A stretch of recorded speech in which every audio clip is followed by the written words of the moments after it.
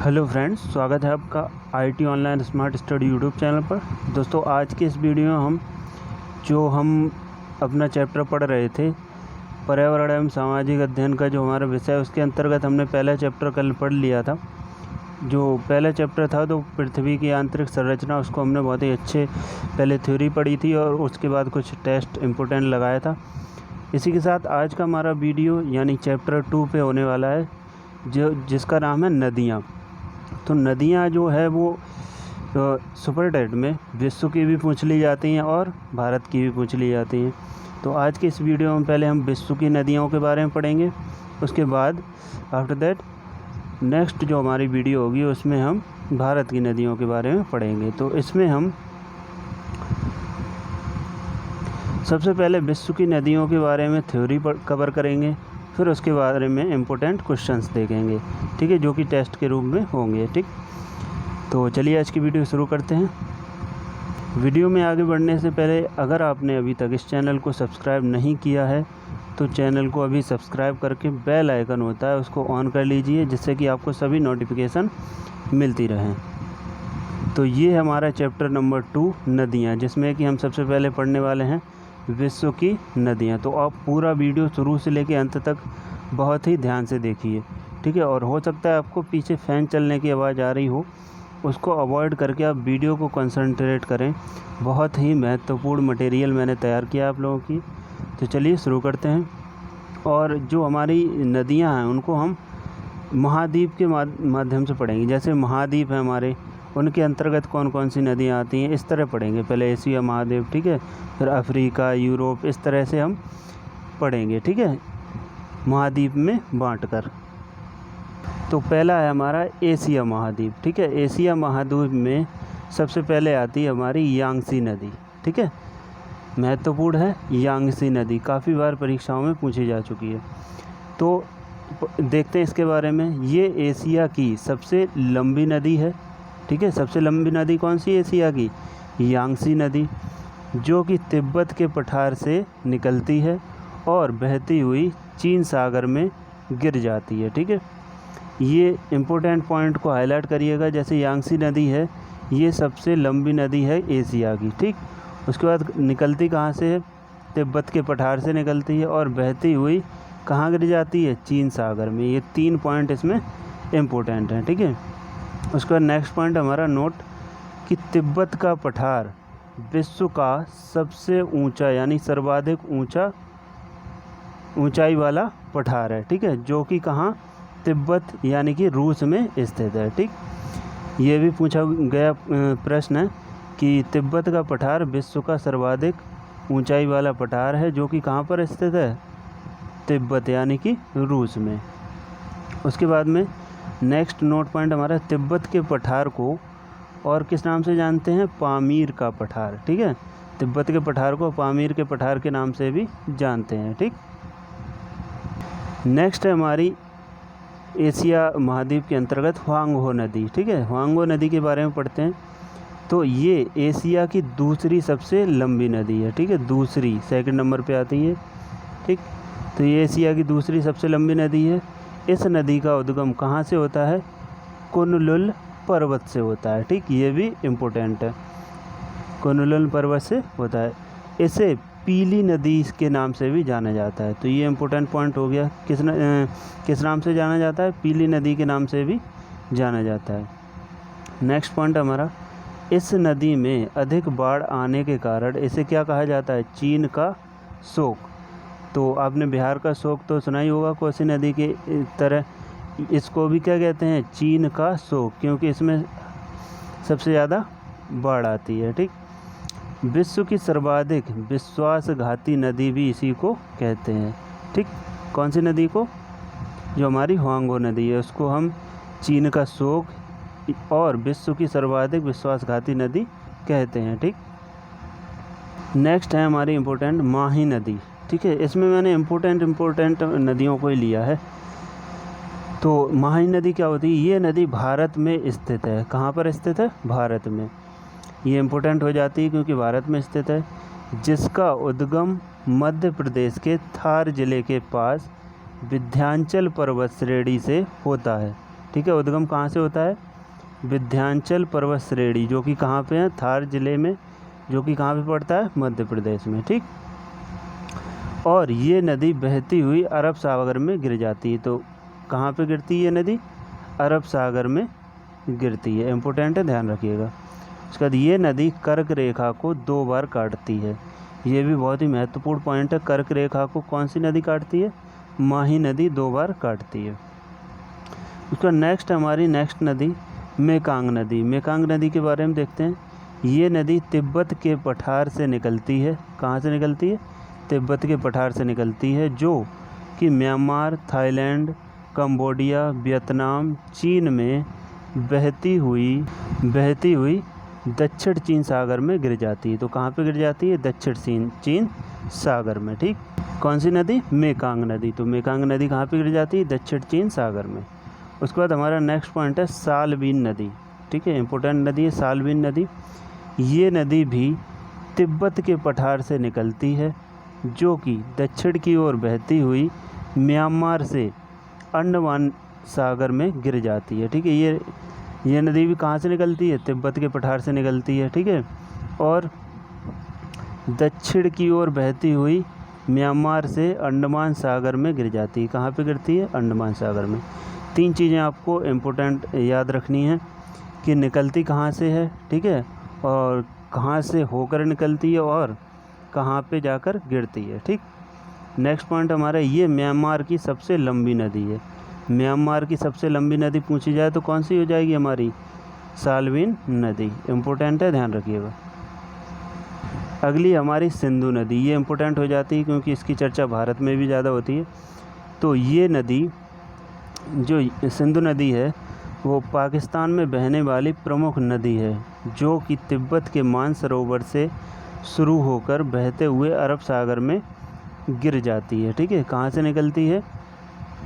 तिब्बत के मानसरोवर से, और बहते हुए कहाँ पे गिर जाती है? अरब सागर में गिर जाती है। नेक्स्ट पॉइंट हमारा, अरब सागर में गिरने से पहले इसमें झेलम, चेनाब, रावी, ब्यास और सतलज नदियां आकर मिल जाती हैं, ठीक है। ये नदियां कहाँ की हैं? भारत की हैं, ठीक। उसके बाद हमारा महावेली गंगा। तो महावेली गंगा ये श्रीलंका में बहने वाली सबसे लंबी नदी है। तो श्रीलंका में बहने वाली सबसे लंबी नदी कौन सी है? महावेली गंगा। और उसके बाद आमूर ओब लीना नदी, ठीक है। आमूर ओब लीना नदी, ये तीनों नदियाँ रूस की प्रमुख नदियाँ हैं। तो रूस की प्रमुख नदियों के बारे में चर्चा हो जाती है, परीक्षा में पूछ लिया जाता है। तो इन 3 का नाम याद रखना है आपको। तो रूस की प्रमुख नदियाँ हैं। उसके बाद में आमूर नदी रूस और चीन की अंतर्राष्ट्रीय सीमा बनाती है, ठीक। तो चीन की अंतर्राष्ट्रीय सीमा कौन सी नदी बनाती हैं? आमूर नदी बनाती है, ठीक है। ये भी इम्पोर्टेंट पॉइंट है, ध्यान रखिएगा।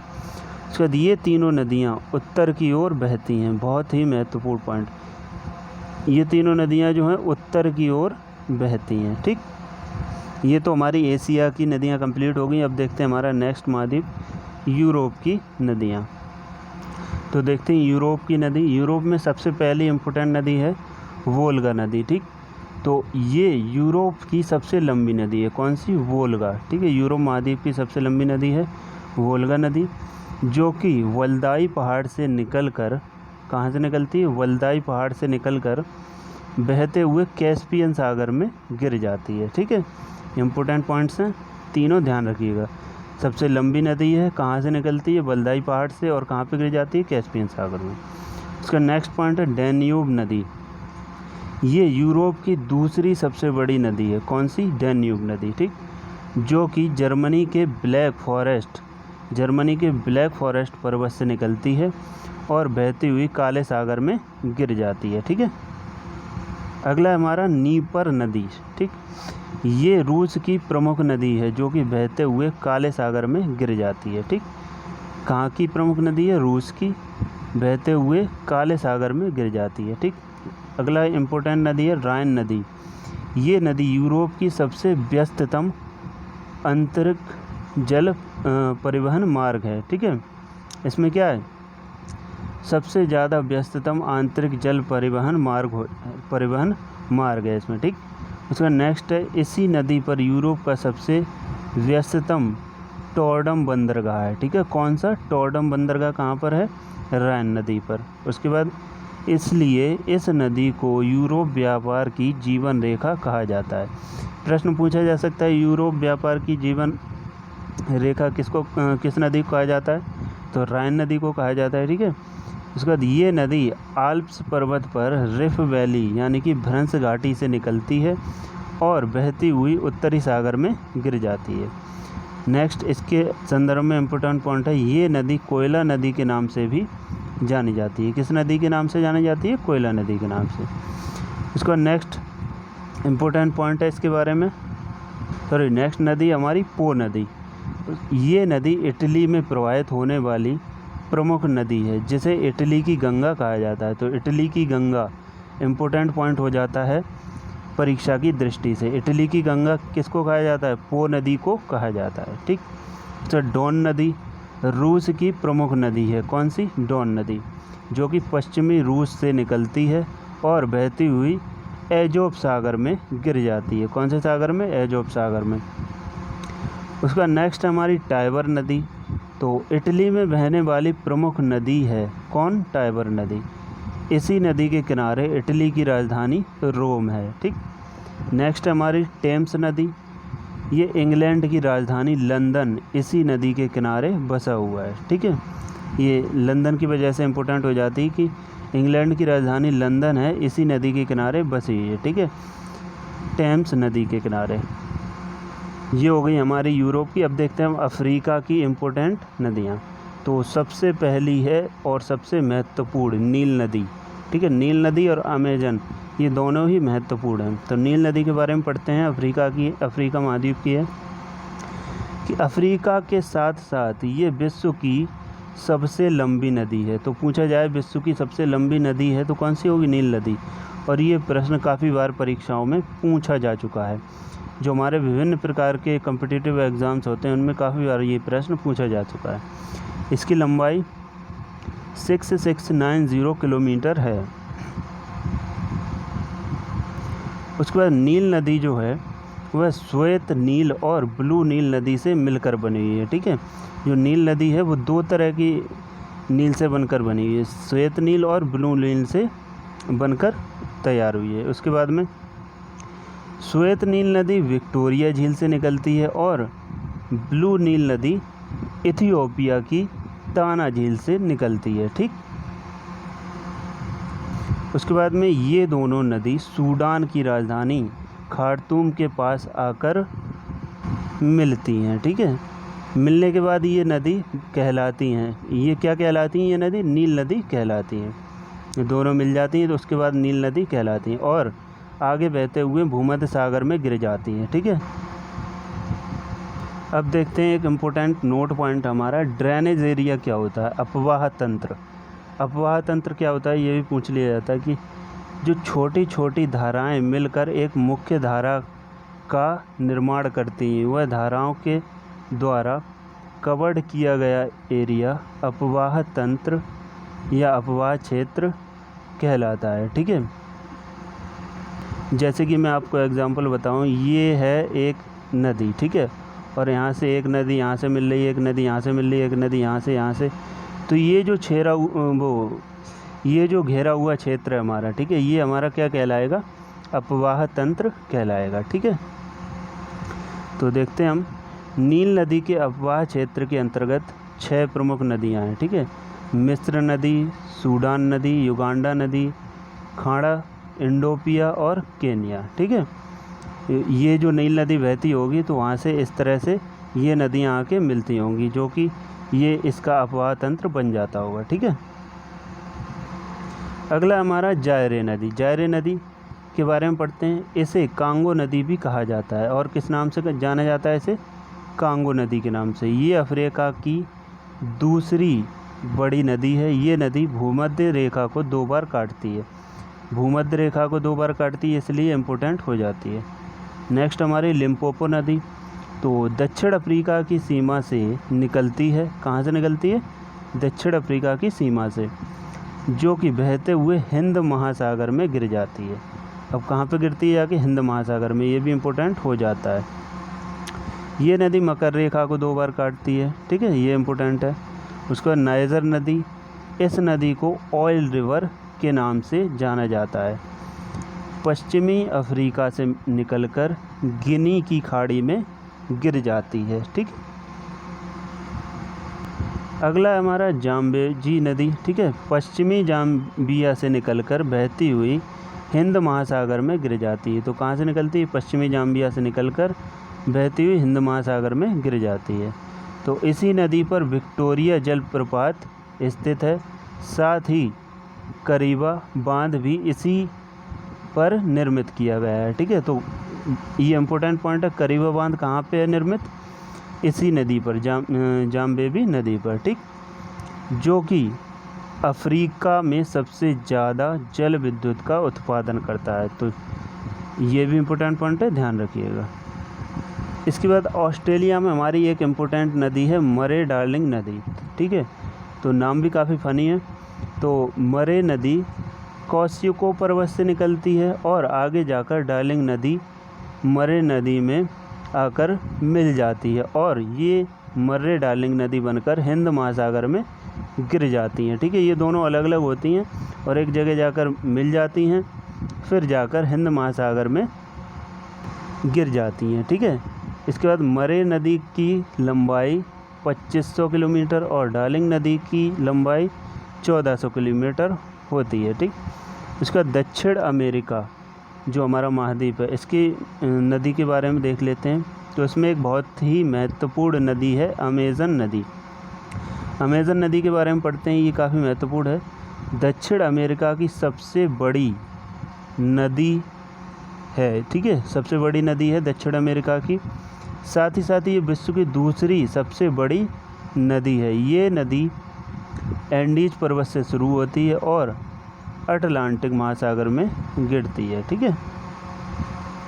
एक बहुत ही महत्वपूर्ण पॉइंट है कि यह विश्व की सबसे चौड़ी नदी है, क्योंकि सबसे लंबी नदी नील नदी है। विश्व की सबसे लंबी नदी नील नदी और विश्व की सबसे चौड़ी नदी कौन सी है? जो हमारी अमेजन है, ठीक, याद रखिएगा, इम्पोर्टेंट पॉइंट है। उसके बाद ड्रेनेज एरिया के अनुसार विश्व की सबसे बड़ी नदी, इसी नदी का ड्रेनेज एरिया यानी अपवाह तंत्र 70 लाख वर्ग किलोमीटर है। यानी कहने का मतलब है सबसे बड़ा अपवाह तंत्र अगर किसी का है तो वो है अमेजन नदी का, ठीक। उसका नेक्स्ट हमारा पराना नदी। तो दक्षिण अमेरिका की दूसरी सबसे बड़ी नदी है। ये नदी ब्राज़ीलियन उच्च भूमि से शुरू होती है और ब्राज़ील, पैराग्वे और अर्जेंटीना से बहते हुए अटलांटिक महासागर में गिर जाती है। उसके बाद उत्तर अमेरिका में कौन कौन सी नदी हैं? तो मिसिसिपी, मिसौटी नदी, ये इम्पोर्टेंट है उत्तर अमेरिका के महाद्वीप की। ये नदी उत्तर अमेरिका की सबसे लंबी नदी है। ये नदी मिसिसिपी और मिसौरी नदी से मिलकर बनी होती है। मिसिसिपी नदी का उद्गम इटास्का झील से होता है और सेंट लुइस में ये मिसौटी नदी के साथ मिलकर बहती हुई मैक्सिको की खाड़ी में गिर जाती है। और इस नदी की कुल लंबाई 6240 किलोमीटर होती है। ये नदी विश्व का सबसे बड़ा नदी तंत्र बनाती है, ठीक। उसके बाद सेंट लॉरेंस नदी, ये भी उत्तर अमेरिका की प्रमुख नदियों में से एक है। ये ग्रेट लेक्स और अटलांटिक महासागर से जोड़ने का काम करती है। ये विश्व की सबसे व्यस्ततम जल परिवहन मार्ग है। उसके बाद नेक्स्ट है हमारे इम्पोर्टेंट मैकेंजी नदी। ये कनाडा की सबसे लंबी नदी है, ठीक। उसके बाद हडसन नदी, ये न्यूयॉर्क शहर इसी के किनारे बसा हुआ है। ये प्रश्न बन जाते हैं इनसे, इसलिए डिस्कस किया है इनके बारे में। रियो ग्रांडे नदी यूएसए और मैक्सिको की अंतर्राष्ट्रीय सीमा बनाते हुए मैक्सिको की खाड़ी में गिर जाती है, ठीक है। अब यहाँ पे देखते हैं हम नोट पॉइंट। तो विश्व की 4 सबसे लंबी नदी, तो सबसे लंबी नदी कौन सी है? नील नदी, उसके बाद अमेज़न नदी, उसके बाद यांगसी नदी, उसके बाद मिसिसिपी मिसौरी नदी, ठीक। अब देखते हैं इम्पोर्टेंट क्वेश्चन। ठीक है, यहाँ से हमारे क्वेश्चन पिछले वर्ष में कैसे पूछे गए हैं उसी के हिसाब से आगे की परीक्षा में भी बनते हैं। तो पहला क्वेश्चन है, अपवाह क्षेत्र की दृष्टि से विश्व की सबसे लंबी नदी कौन सी है? तो अमेज़न नदी हमने पढ़ा था। उसके बाद निम्न नदियों में से कौन सी विषुवत रेखा को 2 बार काटती है? तो जायरे नदी 2 बार काटती है। उसके बाद निम्न नदियों में से कौन सी सबसे लंबी नदी है? तो अमेज़न नदी। ठीक है, यहाँ पे ये पूछा गया है निम्न। ठीक है, तो निम्न जो था इसमें मैंने ऑप्शन नहीं लिए हैं, उसमें नील नदी को नहीं दिया गया। अगर ऑप्शन में नील नदी होता तो नील नदी, उसमें अमेज़न दिया हुआ था तो अमेज़न। हालांकि अमेज़न सबसे चौड़ी नदी है और नील नदी सबसे लंबी नदी है। ठीक है, तो ऑप्शन में नील नदी नहीं दिया हो तो हम अमेज़न लगाएंगे। ठीक है, उसके बाद में दक्षिण अमेरिका की सबसे बड़ी नदी कौन सी है? अमेज़न नदी। तो यहाँ पे अगर चाहें तो आप नील नदी कर सकते हैं। ठीक है, क्योंकि ऑप्शन नहीं है तो नील नदी कर लेना। ठीक, उसके बाद में कौन सा देश निम्न में से नील नदी द्वारा अपवाहित नहीं होता? तो चाड। ठीक है, उसका नील नदी निम्न में से किस झील में से निकलती है? तो ताना झील में से निकलती है। उसके बाद एशिया की निम्न में से कौन सी नदी दक्षिण को प्रवाहित होती है? तो साल्विन नदी। उसके बाद एशिया की सबसे लंबी नदी यांगटीसी नदी। उसके बाद काला सागर में गिरने वाली नदी है तो नीपर डैन्यूब। उसके बाद में वोल्गा नदी कहाँ गिरती है? तो कैस्पियन सागर में गिरती है। उसके बाद नेक्स्ट है हमारी कि तो निम्न में से कौन सी भ्रंश घाटी से निकलती? कौन सी नदी भ्रंश घाटी से निकलती है? तो राइन नदी निकलती है। उसके बाद अफ्रीका की कौन सी नदी मकर रेखा को 2 बार काटती है? तो लिम्पोपो नदी। उसके बाद नेक्स्ट प्रश्न हमारा कि महावेली गंगा एक नदी है कहाँ की? श्रीलंका की। तो नेक्स्ट हमारी हिमानी झील इटास्का निम्न नदियों में से किसका एक स्रोत है? तो मिसिसिपी नदी। उसके बाद अगला प्रश्न हमारा 15 नंबर, यूरोप की कौन सी नदी कोयला नदी के नाम से जानी जाती है? तो राइन नदी मैंने बताया था। अच्छा, यूरोप की सबसे लंबी नदी कौन सी है? वोल्गा। इसका निम्न में से कौन सी नदी का उद्गम भूमध्य रेखा के समीप से होता है? तो नील नदी का। नेक्स्ट प्रश्न है, विश्व की सर्वाधिक विश्वासघाती नदी जिसको हम चीन का शोक भी कहते हैं, वांगहो नदी। उसके बाद में किस नदी को यूरोपीय व्यापार की रेखा कहा जाता है? तो राइन नदी को कहा जाता है। निम्न में से किस नदी को तेल नदी के नाम से जाना जाता है? तो नाइजर नदी को जाना जाता है। उसके बाद एशिया की विशाल नदी मेकांग निम्न में से किस देश में नहीं बहती है? तो मलेशिया में नहीं बहती है वो। उसके बाद नेक्स्ट पॉइंट हमारा कि मरे डार्लिंग नदी कहाँ बहती है? तो ऑस्ट्रेलिया में बहती है। उसका नील नदी कहाँ गिरती है? तो भूमध्य सागर में गिरती है। तो कौन सी यूरोपीय नदी ब्लैक फॉरेस्ट से निकलकर काला सागर में गिरती है? तो डैन्यूब नदी। ठीक, उसके बाद ओब नदी किस में गिरती है? तो आर्कटिक सागर में। जैसा कि मैंने बताया था कहाँ से निकलती है, कहाँ पे गिरती है और कहाँ से होकर गुजरती है। ठीक है, इन 3 चीज़ों से ही प्रश्न बनते हैं। उसके बाद किस नदी को चीन का शोक कहा जाता है? तो हुआंगो नदी काफ़ी इंपॉर्टेंट है, 2-3 बार प्रश्न रिपीट हो चुका है इससे। इसके बाद एशिया की निम्न में से कौन सी नदी दक्षिण को प्रवाहित होती है? तो साल्विन नदी। उसके बाद विश्व की सबसे चौड़ी नदी कौन सी है? अमेज़न नदी। और विश्व की सबसे लंबी नदी कौन सी है? नील नदी। ये भी काफ़ी बार रिपीट हो चुके हैं प्रश्न। तो ये था हमारा थ्योरी सेक्शन और उससे इम्पोर्टेंट निकाले गए कुछ प्रश्न जो कि हमारे प्रीवियस ईयर में पूछे गए थे। तो आई होप दोस्तों आपकी वीडियो पसंद आया होगा। वीडियो पसंद आया तो वीडियो को लाइक करके अपने सभी दोस्तों के साथ शेयर करें और चैनल को ज़्यादा से ज़्यादा सब्सक्राइब करें और अपने मित्रों से करवाएं। कमेंट करके अपना फीडबैक ज़रूर दें दोस्तों। Thanks for watching.